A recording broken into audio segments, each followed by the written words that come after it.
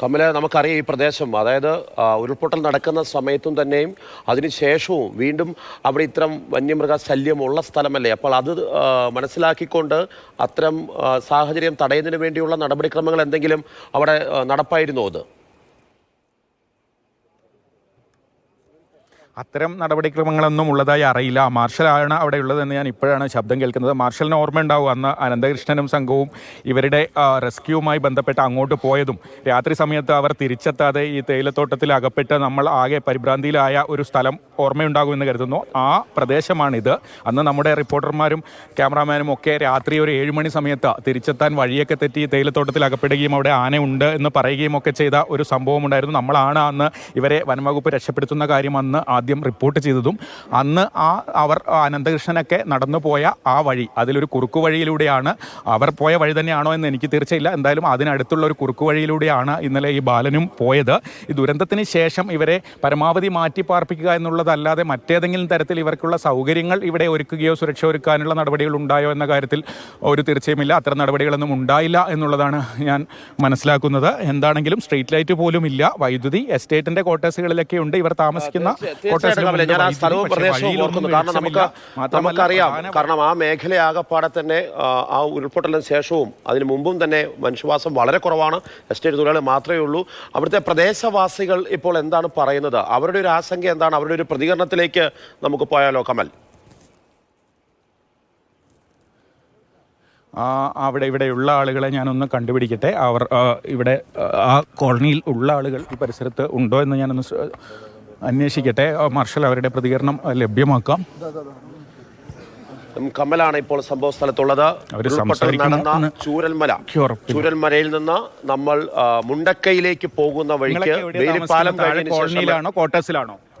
ഇവിടെ അട്ടമതെ നമ്മൾ ഇവിടെ ഉണ്ട്. ഇവിടെ പള്ളീന്റെ അടുത്തുള്ള ക്വാർട്ടേഴ്സിലാണോ അല്ല പഴയ സ്ഥലത്താണോ? ഇവിടെ പള്ളീന്റെ അടുത്ത്. പള്ളി അവിടെ. ഈ ബാലൻ എങ്ങോട്ട് പോയതാ രാത്രി? അത് താഴെ വെച്ചു വന്നിച്ചു ഇങ്ങോട്ട് നമ്മളെ നോക്കാൻ വന്നതാ. താഴെ പോയിട്ട് തിരിച്ചു വന്നതാ? തിരിച്ചു വന്നതാ. നിങ്ങൾ എല്ലാരും ഇപ്പൊ ഈ ക്വാർട്ടേഴ്സിലാണോ? ഇവിടെയാണോ? ഇവിടെ നമ്മൾ 2 കുടുംബം, പിന്നെ താഴെ 3 കുടുംബം ഉണ്ട്. താഴെ പഴയ സ്ഥലത്ത് ഇപ്പോഴും 3 കുടുംബമുണ്ട്. 3 കുടുംബം. ഇവിടെ നമ്മൾ 2 കുടുംബം ഉണ്ട്. അവരെന്താ ഇങ്ങോട്ട് മാറാൻ പറഞ്ഞിട്ട് കേൾക്കാത്ത? താഴെയുള്ളവര് നമ്മൾ മാറ്റിക്കാമേ ഇവിടെ 2 കുടുംബം. എന്നിട്ട് അങ്ങ് തിരിച്ചു വന്നപ്പ ഇതിയാൻ വന്നു. നമ്മൾ കണ്ടിച്ച രാവിലെ വന്ന് നമ്മൾ കണ്ടിച്ചു. അവിടെ പോയി പറഞ്ഞു കൊടുത്തു. നിങ്ങളാണോ കണ്ടത്? നമ്മൾ തന്നെ കണ്ടത്. നമ്മളും ഈ ചെറിയ കുട്ടികളും രാവിലെ അവിടുന്ന് വന്നപ്പ അവിടെ പോയി നോക്കിച്ച് വൈകിട്ട്. ഇവിടെ ഇപ്പൊ ഈ ഉരുൾപൊട്ടലെല്ലാം ഉണ്ടായതിനു ശേഷം നിങ്ങൾ മാത്രല്ലേ ഉള്ളൂ? അപ്പൊ ആന എപ്പോഴും ഉണ്ടോ? ആന ദിവസം ഉണ്ടോ? ആന എപ്പോഴും ഉണ്ടോ? ഇന്ന് മാത്തിക്കമ്മേ വന്നു. ഇന്ന് രാത്രിക്ക് വന്നു താൻ താഴെ വെച്ചു. അതിലെ വന്നു. എന്നിട്ട് വന്ന് നോക്കുമ്പോൾ നമ്മളും 2 കുട്ടികളും പോയി കണ്ടിച്ചു. നമ്മളെ കെട്ടി അവിടെ പറഞ്ഞു കൊടുത്തു രാവിലെ. രാത്രി ബാലൻ തിരിച്ചെത്താത്തപ്പോ നിങ്ങൾ താഴെ ആയിരിക്കും വിചാരിച്ചോ? ഇല്ല, ബാല്യൻ താഴെ അയക്കുന്നു. താഴെ വെച്ച് നമ്മളെ നോക്കാൻ വന്നിരിക്കുന്നു. എന്നിട്ട് അവിടേക്ക് വീട്ടിലേക്ക് വന്നിട്ടില്ല. എന്നിട്ട് വന്ന പാടെങ്കിൽ ഇവിടെയാ നമ്മൾ വന്ന് നോക്കും. താഴത്തെ പഴയ നിങ്ങൾ താമസിച്ച സ്ഥലമില്ലേ റാട്ടക്കൂട്ട്? അവിടെ എപ്പോഴും ആന വരുന്നുണ്ടോ? ഇപ്പോ അവിടെ ഈ ഭാഗത്ത് ഇവിടെ ഉണ്ട്. നമ്മൾ ഇവിടെയല്ലേ. നിങ്ങൾ പണിയുണ്ടോ? ഇപ്പൊ പണിക്ക് എവിടെയാ പോവാറ്? അത് കാപ്പി പറയാ. എവിടെയാ? ഇവിടെയൊക്കെ ഇതാ അവിടെ. അത് അട്ടമല തന്നെയുള്ള തോട്ടത്തിൽ പണിക്ക് പോകും. അവിടെ തന്നെ കാപ്പിക്കാട്ടില്ലേ. നിങ്ങളെ പേരെന്തേനു? ചക്കി.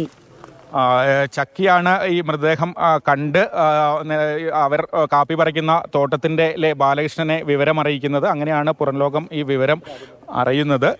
എന്താണെങ്കിലും അവർ പറയുന്നത് ഇപ്പോഴും 3 കുടുംബങ്ങൾ താഴെ ഈ പറഞ്ഞ ഉന്നതിയിൽ തന്നെയാണ് ഉള്ളത്. 2 കുടുംബങ്ങൾ മാത്രമാണ് ക്വാർട്ടേഴ്സിലേക്ക് മാറിയിട്ടുള്ളത്. അതുകൊണ്ട് തന്നെ ആ ക്വാർട്ടേഴ്സിൽ ഇവർ താമസിക്കുന്ന ക്വാർട്ടേഴ്സിലേക്ക് കുറുക്കുവഴിയിലൂടെ നടന്നു വരികയായിരുന്നു ബാലൻ. അപ്പോഴാണ് കാട്ടാനയുടെ മുന്നിൽ പെട്ടത് എന്നുള്ളതാണ് ചക്കിയും ബാലകൃഷ്ണനും ഒക്കെ പങ്കുവെക്കുന്ന വിവരം. മാർഷൽ.